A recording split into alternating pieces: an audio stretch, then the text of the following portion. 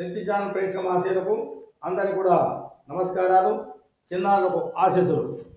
ఈరోజు మన యొక్క సారాంశంలో భాగంగా నరదృష్టి అంటే నరుల యొక్క దృష్టి అంటే మంచి దృష్టి కాకుండా చెడు దృష్టి కూడా ఉంటుంది.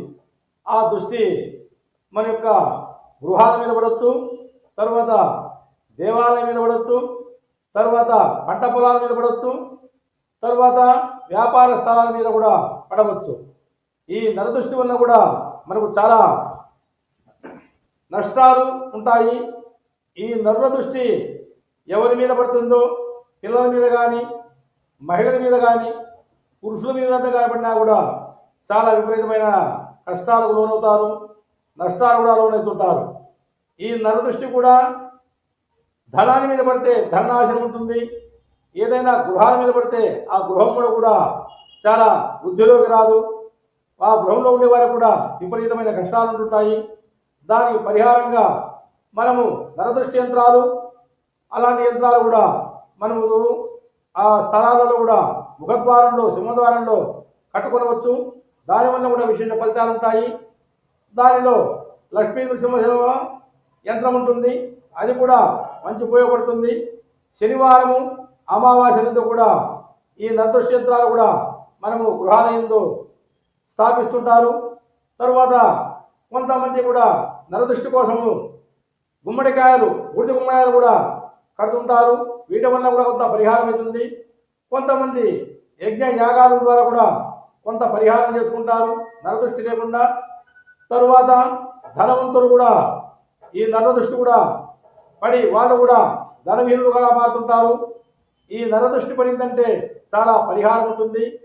దానికి కూడా మనం పరిహారాలు కూడా సూత్రాలు కూడా బోధిస్తున్నాము. ఈ నరదృష్టి ఎక్కడ వచ్చినా కూడా చాలా నష్టాలు వస్తుంటాయి. తరువాత కొంతమంది మిరియాలు, నిమ్మకాయలు ఇలాంటివి కూడా మన గృహాలకు, వ్యాపార స్థలాలకు చేస్తుంటారు.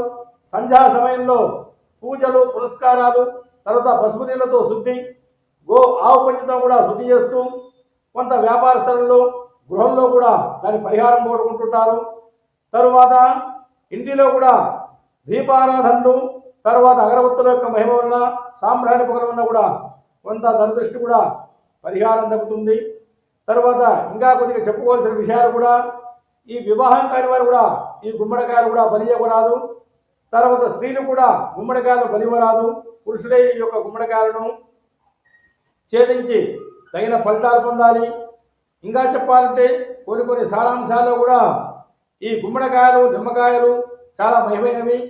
తర్వాత లక్ష్మి, కాళిక ఇలాంటి శక్తి యొక్క పటాలు ఉన్నా కూడా గృహంలో ఉండడం వల్ల కూడా మనకు నరదృష్టి కూడా చాలా పోతుంది. నరదృష్టికే పాషాణాలు పడిపోతుంటా అంటారు. మనం నిద్ర వేసిన వెంటనే నరుడు యొక్క ముఖాలు సందర్శించకుండా కరగ్రే వసతే లక్ష్మి, కరమధ్యే సరస్వతి, కరమూలేకు గోవింద, ప్రభాతే కరదర్శనం. మనము నిద్ర వేసిన వెంటనే మన యొక్క అర్ఘ్యతను దర్శనం చేసుకోవాలి. మధ్య భాగంలో సరస్వతి, వేళ్ళ భాగంలో విష్ణువు, తర్వాత కొన భాగంలో, ఈ భాగంలో మధ్య భాగంలో లక్ష్మీదేవత ఉంటారని కూడా పురాణాలు, పద్మ పురాణంలో కూడా ఉంది. ఇది మహాయోగులు పురుషులు బోధించిన విషయాలు. ఇవి కూడా మనం ఆచరిస్తున్నారు. నరదృష్టి యొక్క ఫలితాలు లేకుండా అన్ని విధాలు ఉన్నారంటే మీకు చాలా లాభాలు ఉంటాయి.